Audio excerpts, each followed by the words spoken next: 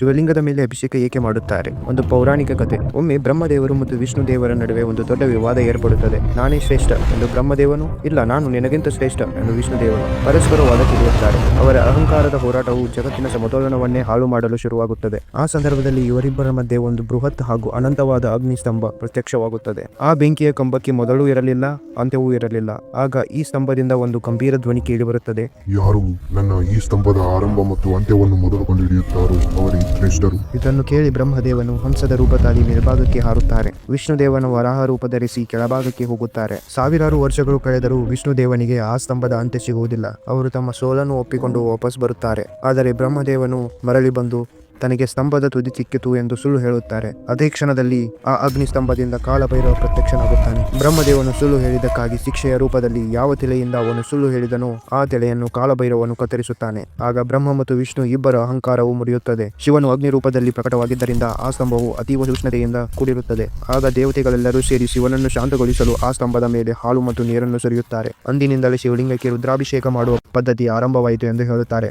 ಇದಾಗಿತ್ತು ಇಂದಿನ ಮಾಹಿತಿ. ಶಿವರಾತ್ರಿಯ ಶುಭಾಶಯಗಳು. ನಿಮ್ಮ ಜೀವನ ಸುಖಕರವಾಗಿರಲಿ.